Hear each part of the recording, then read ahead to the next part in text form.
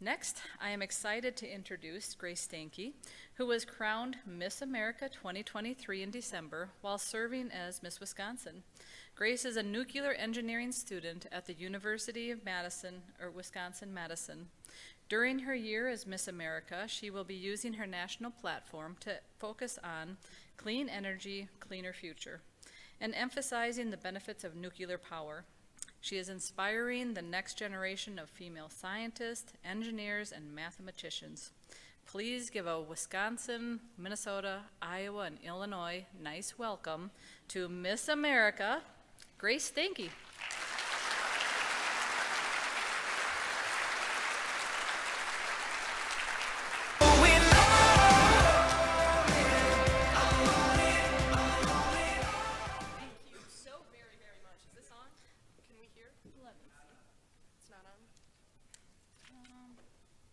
I'm a walker and a talker. Sorry.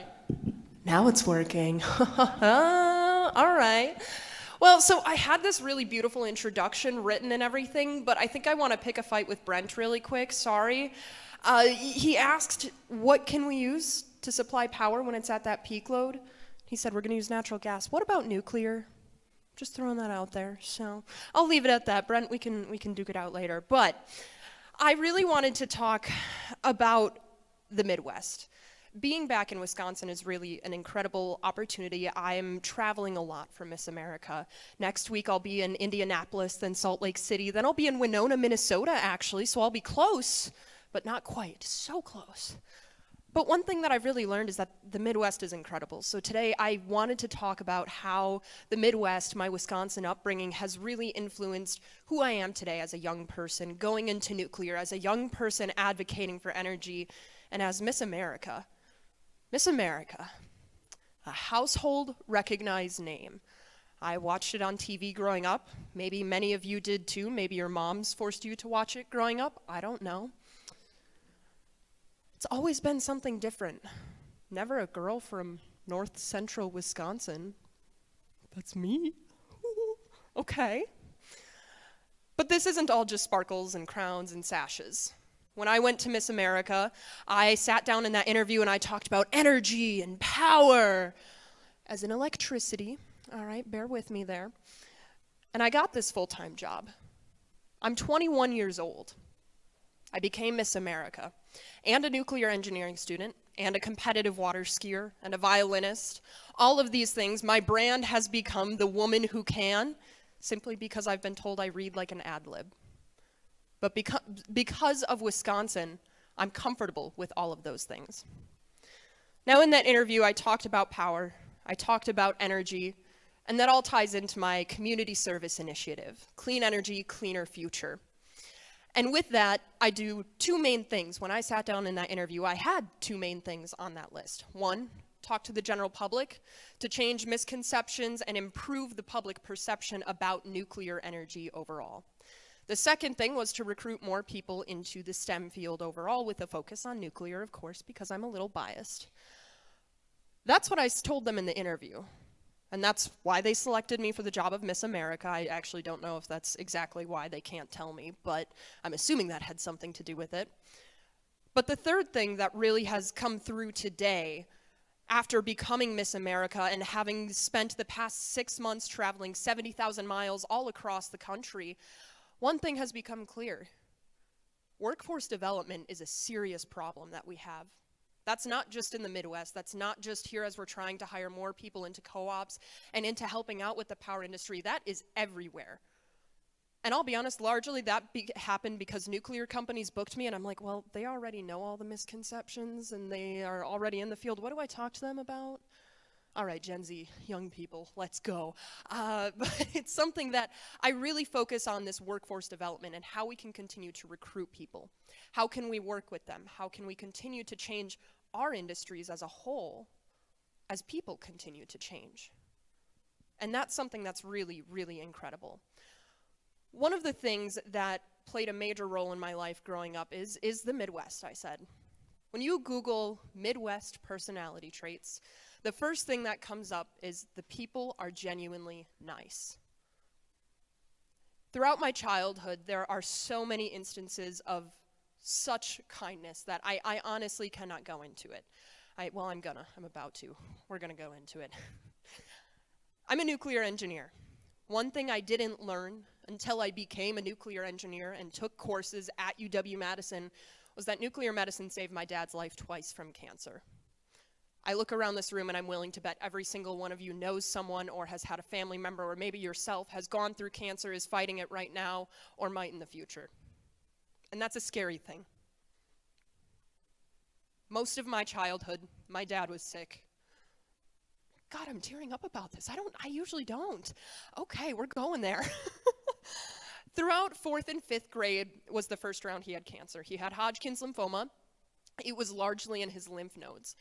And I was scared, but all I really knew was my dad was sick. I'll never forget there was one Easter that my dad had a major surgery. They went in between his ribs to remove a mass of cancer. I didn't understand what was going on. I was in elementary school. It was 4 days before Easter. My mom didn't want us in the hospital watching my dad go through that recovery process.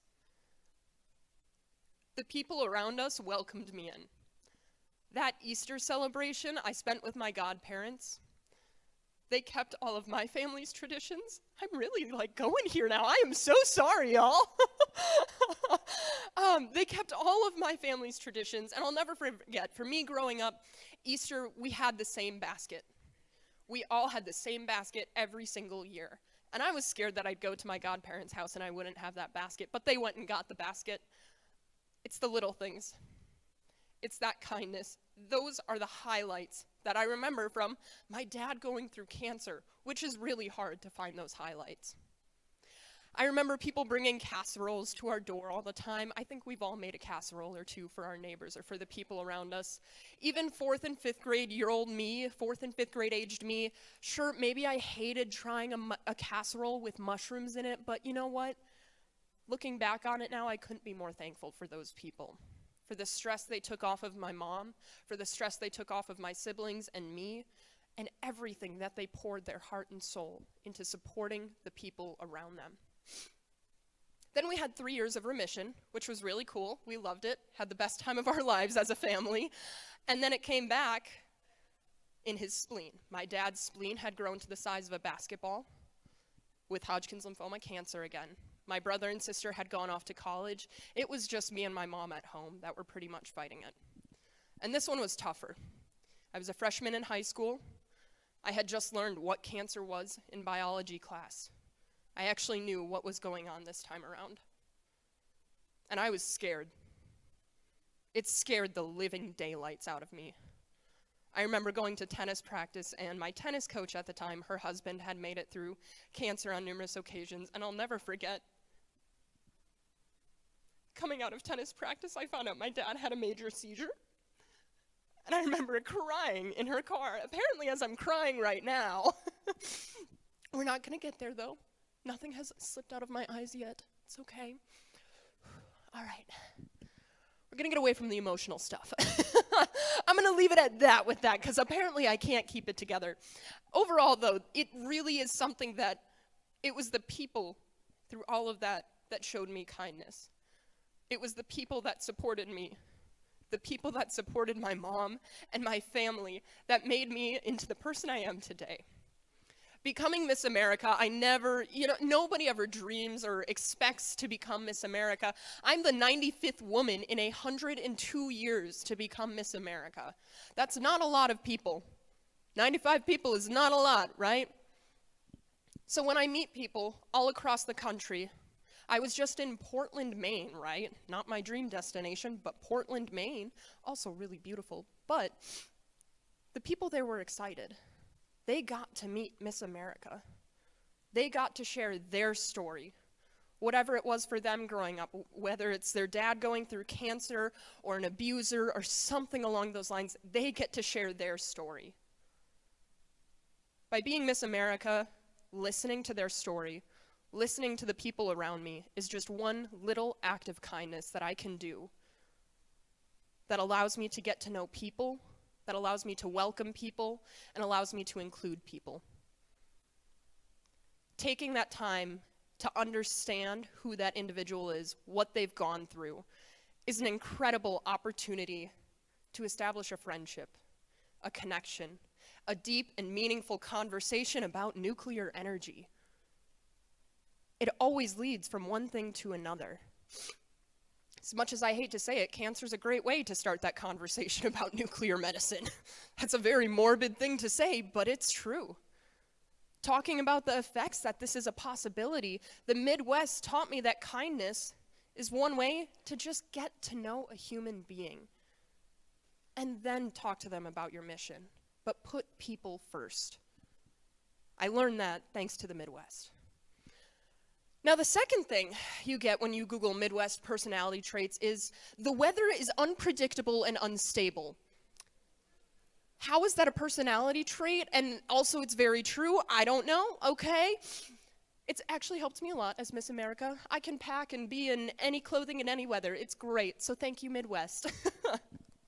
I just found that funny that was the second thing on the list, is that the weather is chaotic. Don't go to the Midwest. The third thing on that list was that we're hard workers. I have been all over this country, and when I tell people I'm from Wisconsin, they don't even know my background. They don't know what I do, but they go, oh, so do you have a job yet? Do you have plans? How long is Miss America? Because Wisconsin has a reputation for developing hard workers, people with good morals, people that support each other, and people that are ambitious, driven, and willing to go beyond. That's what's really awesome as I look around this room, is I know each and every single one of you here are those people. Hard workers that are determined to help your community through kindness. Now, hard work for me, when it comes to advocacy, nuclear is a very interesting subject of conversation for some people. And I remember when I was first getting into this public-facing role, I was on a stage. I was Miss Madison at the time, right?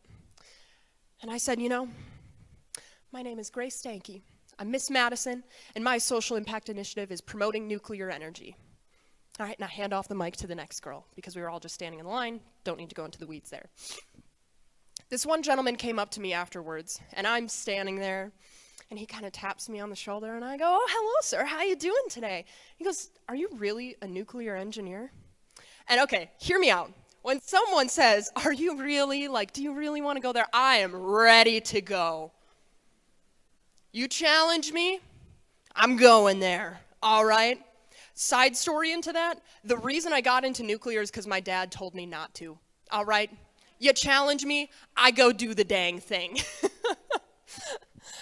And that's something that also, my dad is alive, in case anybody was worried about that. He's good, he's chill. I forgot to include that detail. So this gentleman taps me on the shoulder and goes, are you really a nuclear engineer, Grace? And I turn around and I'm ready to go, yes, sir, I am. Let's talk about how nuclear is safe, it's effective, it's reliable, it's on 24/7. It is one of the most efficient power sources that we have to this day. But before I could even get to the third word of that, whatever it was, because I say a lot of words, he was walking away, muttering some unkind words, obscene gestures. I just was shocked. I kind of thought we were over that whole reaction from people. I thought as a society we did treat each other with respect, but in that instance, I did not feel respected in any capacity whatsoever. And so that scared me. While I was determined to prove misconceptions wrong about nuclear energy, I suddenly in that moment developed a misconception myself. And I'm going to be very straight up with a lot of you in this room. I don't mean to offend anyone. That gentleman was old. I became scared of old people, all right? I wasn't sure what to do with them at that point. I'm so sorry. There's no nice way to say this, guys. But that gentleman, are you clapping for that? I've never had anyone clap for that. Okay, that's a first. So this gentleman was of the older generation. And in my mind, I immediately said, I am not talking to the older generation at all about nuclear. We're just going to talk about wind and solar. That's friendly. I don't have to fight the constant battles of the duck and cover that they grew up with. I don't have to worry about that if I just don't talk to them about it, right? I'll just ignore it. And then I became Miss Wisconsin. And they booked me for nursing homes,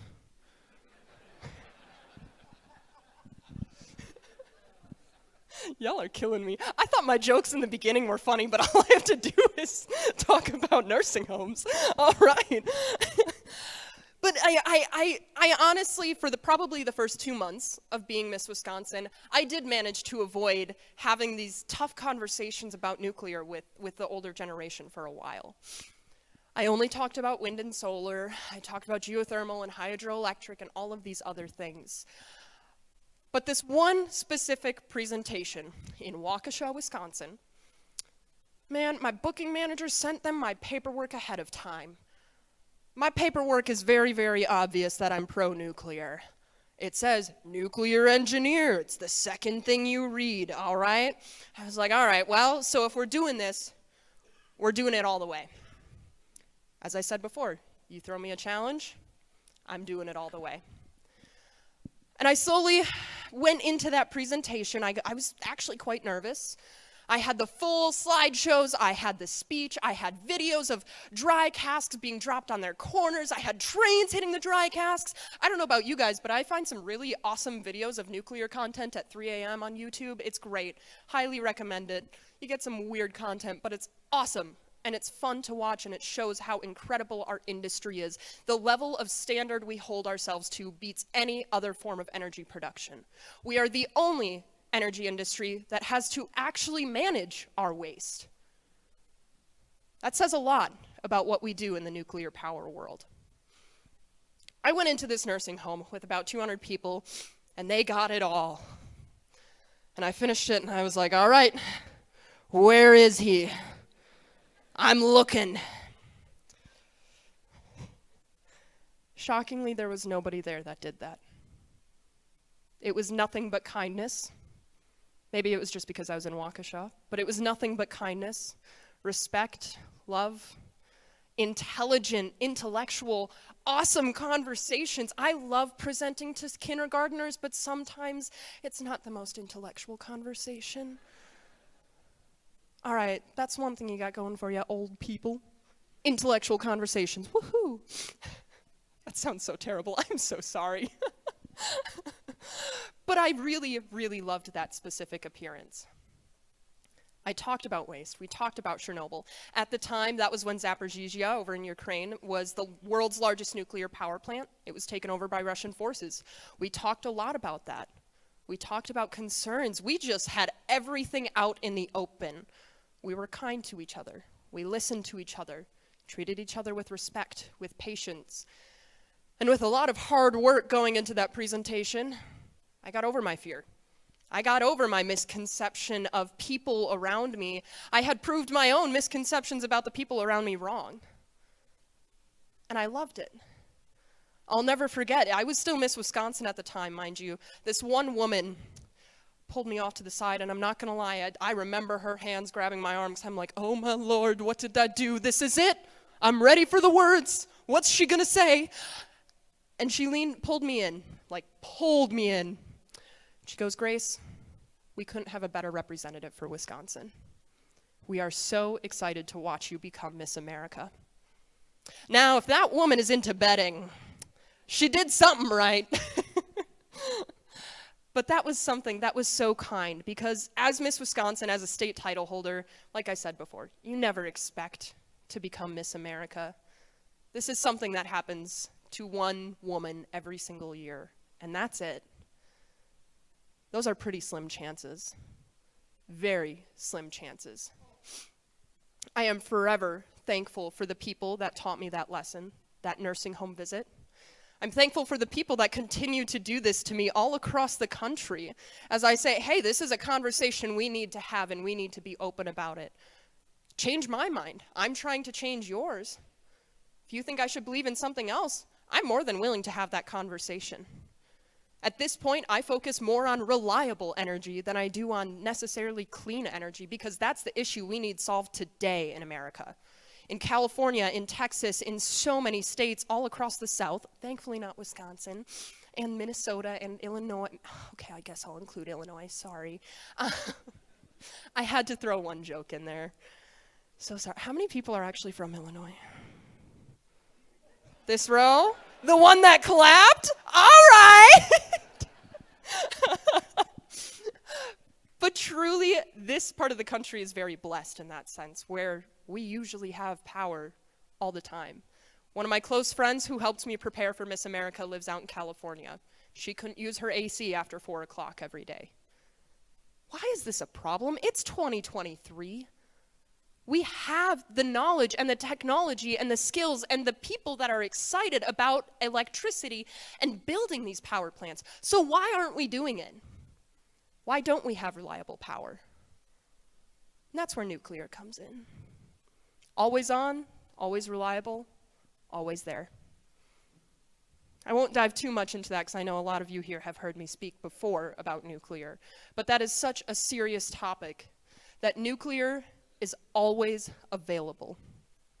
We need reliable energy. We need good baseload sources of power. Looking at those graphs of wind and solar that Brent was showing, that's not reliable. We don't see the sun in Wisconsin in the winter. I don't know about y'all. My tan is not great in the winter time, okay? I don't trust that then for producing my energy, for producing my electricity. I want it to be always available.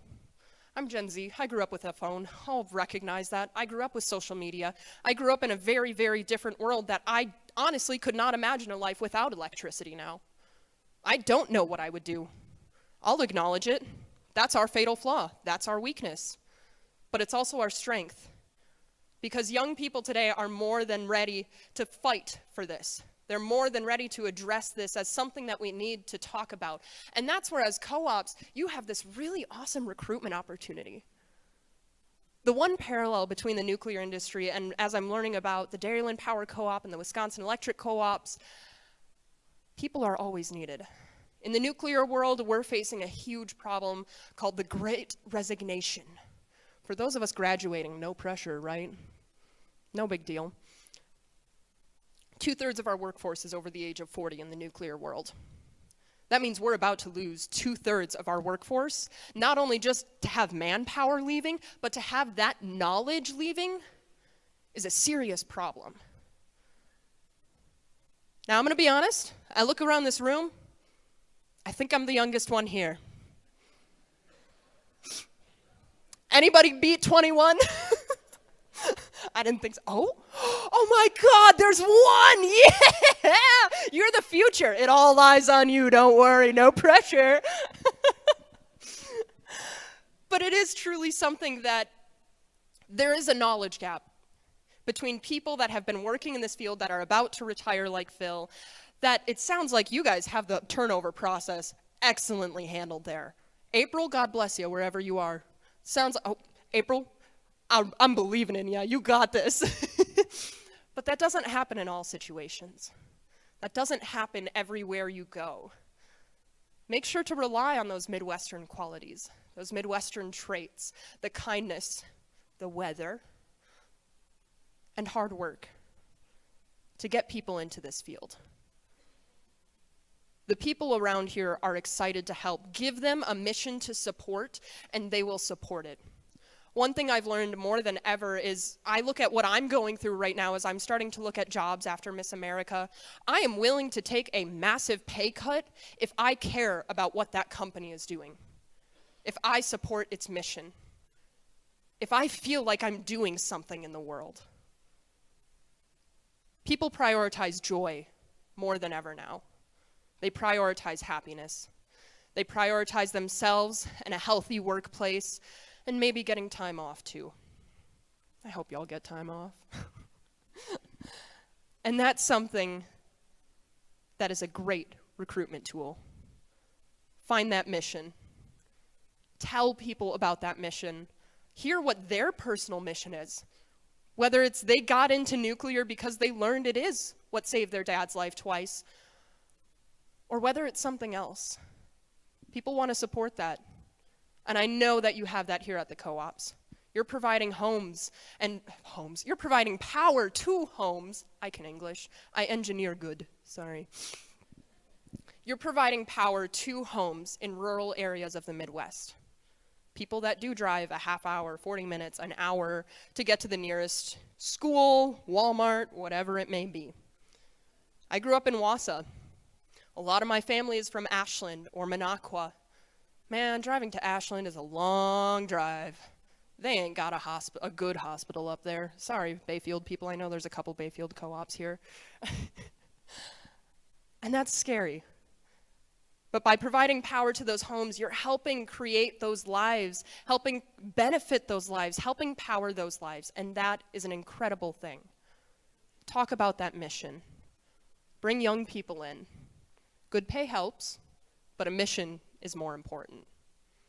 So please keep that in mind when you're recruiting, when you're advocating, when you're looking at making a change in today, this year. This is what we can do.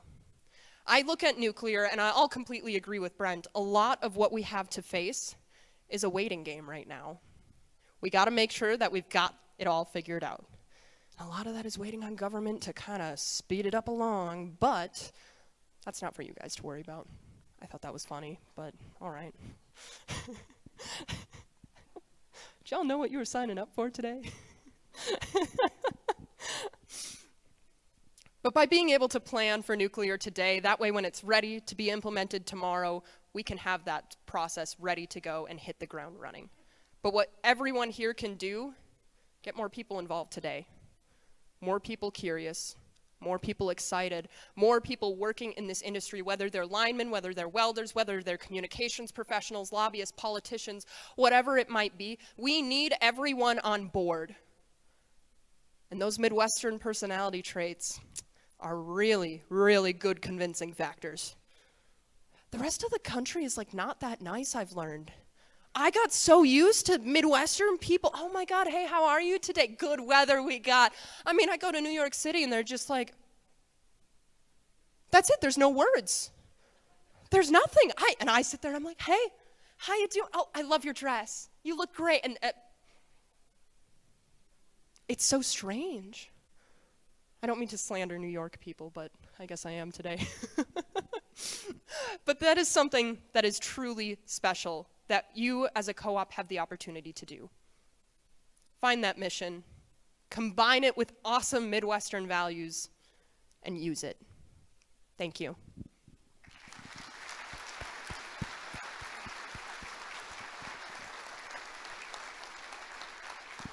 And I believe I'm hanging out here for some Q&A. No, I'm not hanging out here for Q&A. I am hanging out here for Q&A. All right, so we do have questions coming in, and then there's also microphones out there.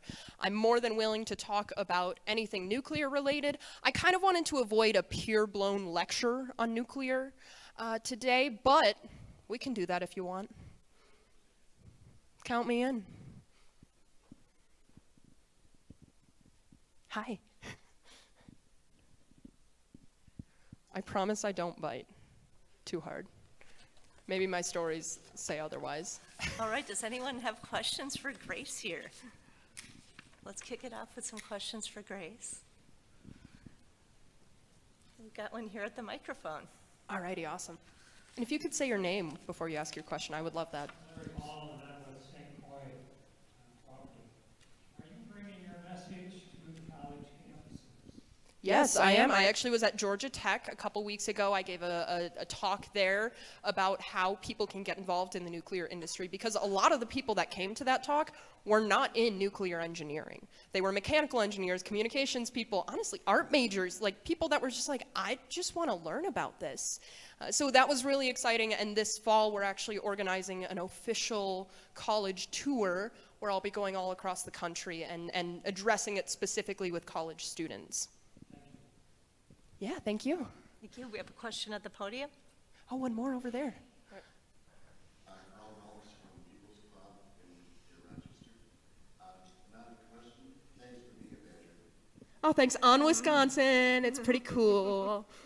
Okay, I know it's not a question, but I'm going to tell a really quick story here just because, that gentleman asked about college.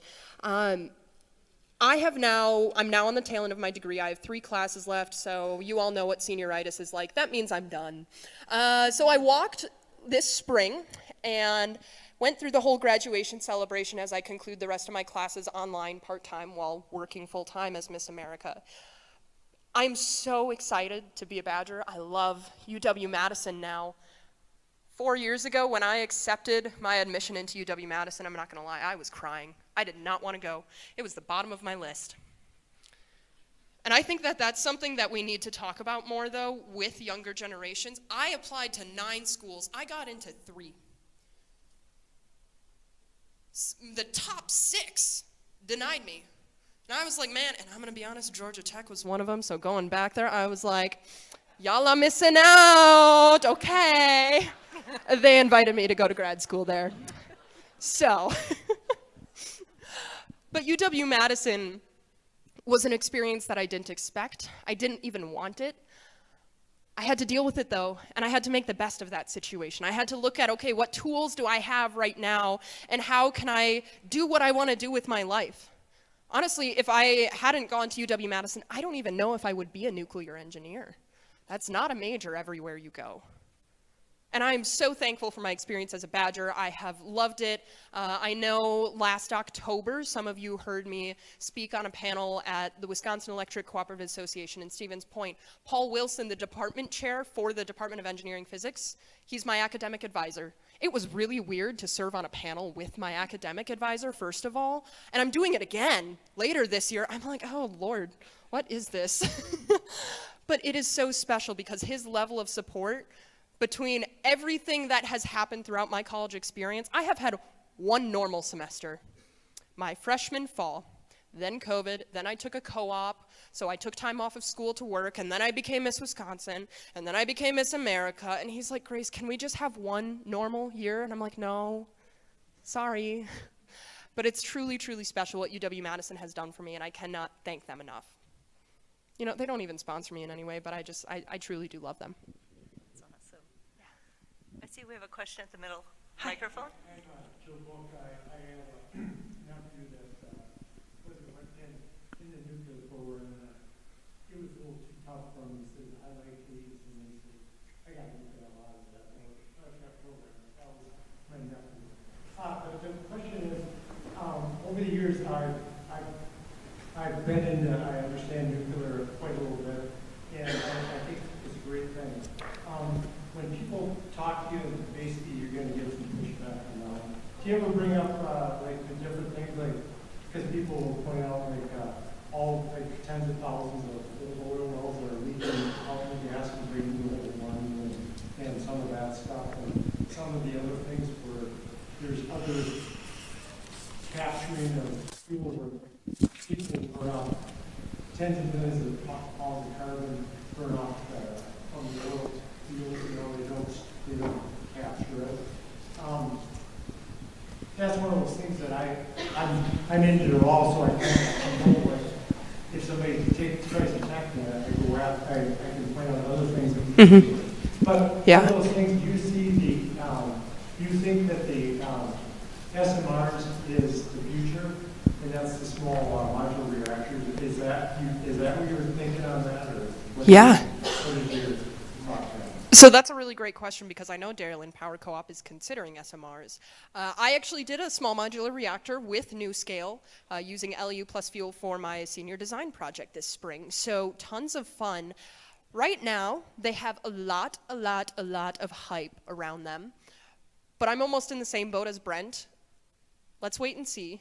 Because at this moment, what we need is a reactor that is a well-designed process. We've built one, we've seen the problem, we've built the second one, we have less problems, right?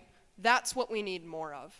We need more people using these innovative new reactor designs, but we need them to actually be built and start fleshing out what the problems are, because we're engineers. Listen, I get the whole like engineers versus operations things. The engineers don't understand the operations side of things. I will completely acknowledge that. And we need operations to point out, here's what would make it better. Here's how it will become a more likable thing to do. Here's how it will become a better process. And then the engineers can go back and fix it. That's the beauty of the engineering process, is going through and iterating it over and over and over again. I do believe SMRs are the future for that, though. I was just at Vogtle down in Georgia. It's the first new nuclear reactor to be built in America in over 30 years. And that's scary because that plant went through a lot of problems to get built. It literally went double the time and double the budget. You guys wouldn't vote for that, I'm guessing. that wouldn't get approved here.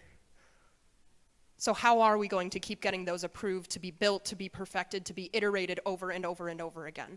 That's where I think SMRs are going to beat our current light water reactor designs that we have already existing today. Let's keep those light water reactor designs open, operating. They produce good, clean energy that's always on, always reliable, and it's safe. But at the end of the day, when it comes to innovation, SMRs are going to be a lot easier to do that iteration upon. They're going to be a lot easier to build faster and at a more increased rate in that sense, in theory. I should say that, in theory. But I do believe that. I really, really do.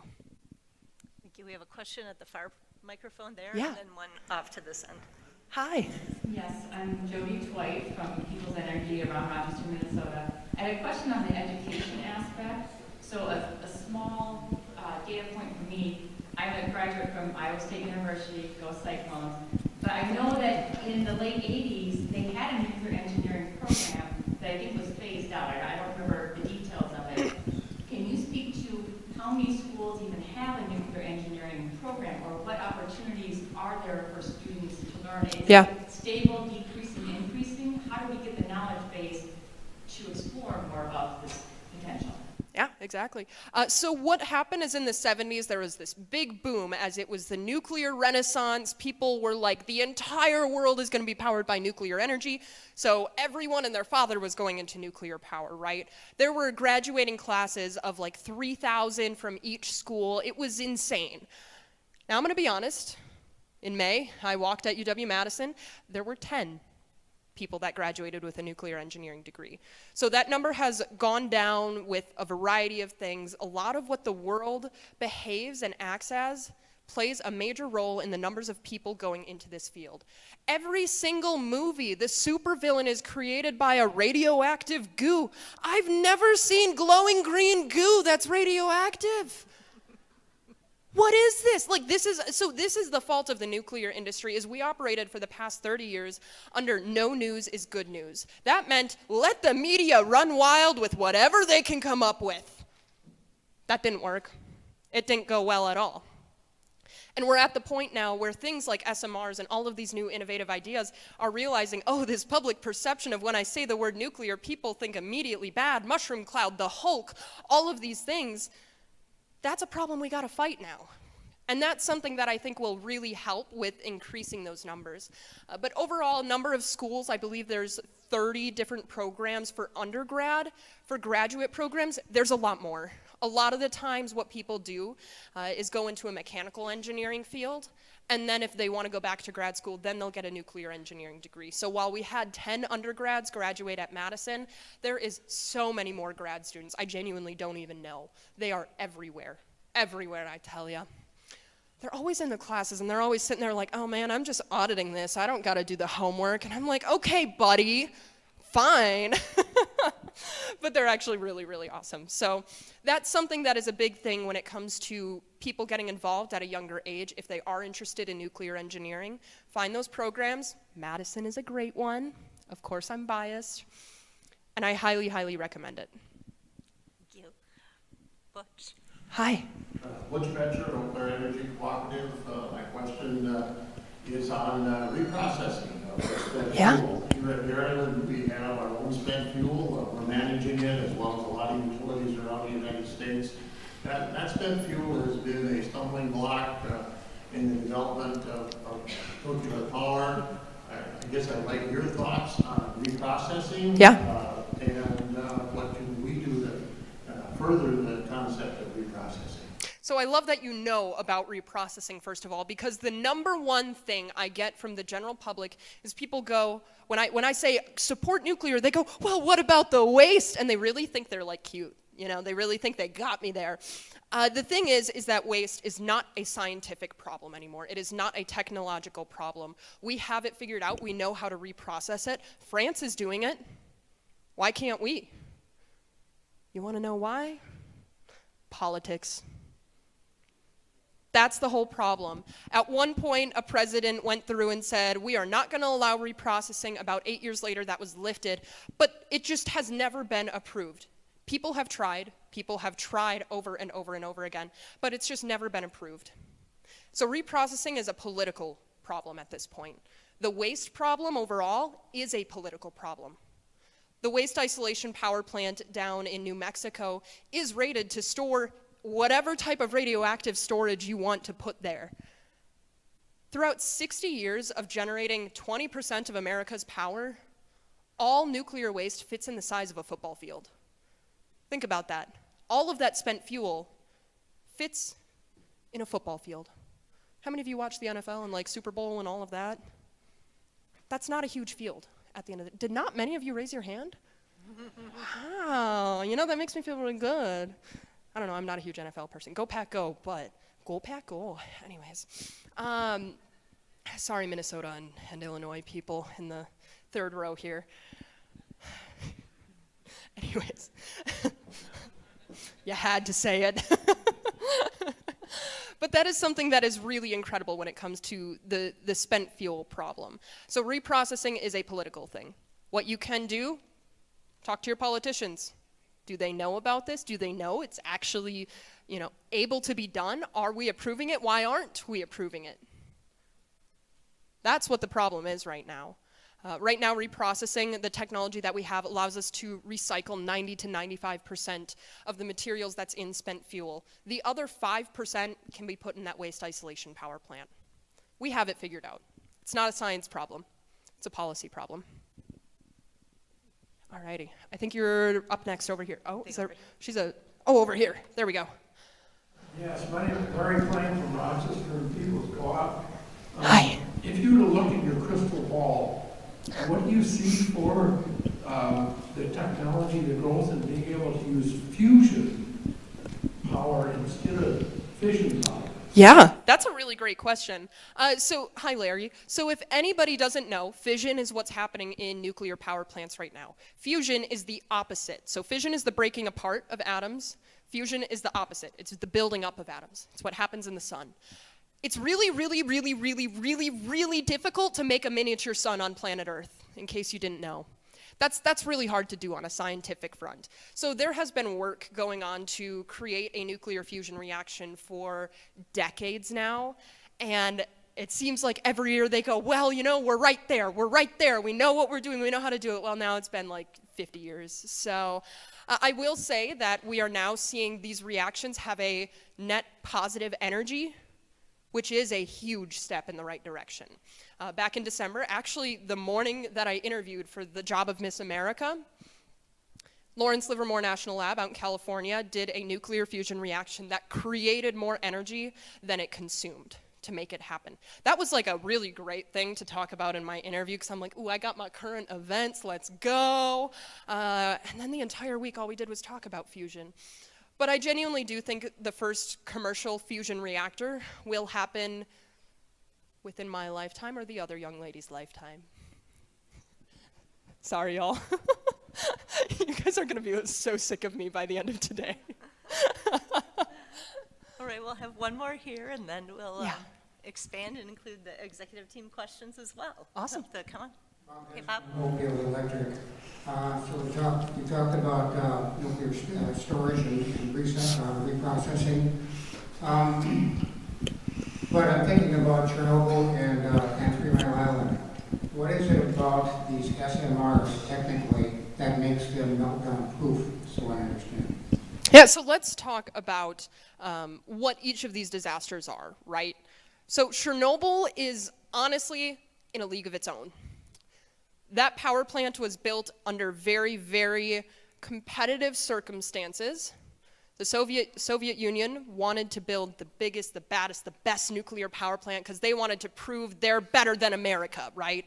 That's exactly what was going on. Because of that, they took shortcuts with materials. They didn't use the properly planned materials. Under that testing procedure, there are so many things that went wrong with Chernobyl that will never and have never happened again.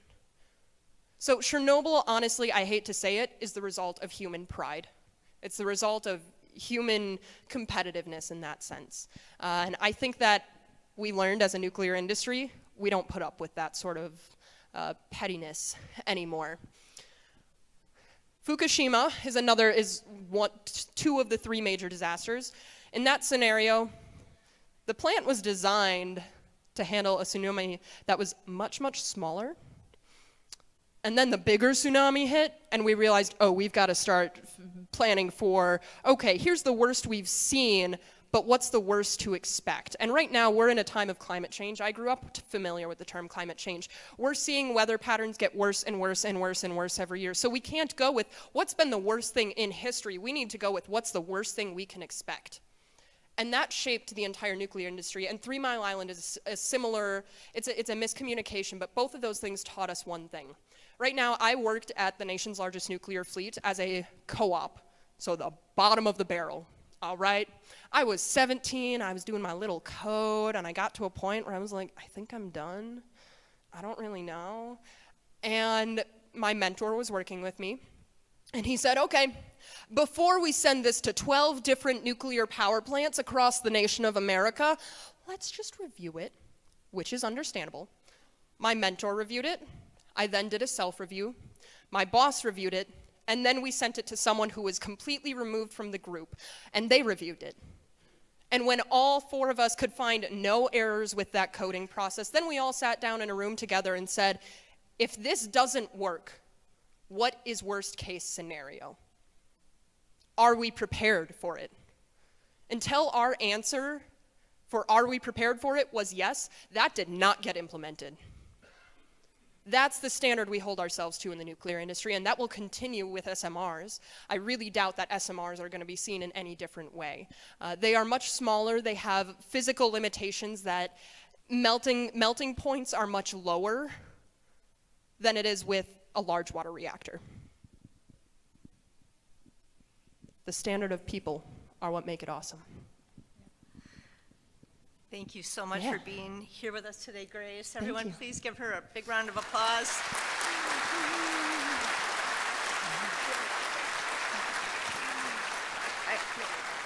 You can stay. I'm staying. I really appreciate you representing our state and our hometown of Wausau. I'm from Wausau also, so very proud to have Miss America from my hometown. Your advocacy for nuclear energy's role in a clean energy future is truly inspiring for all of us.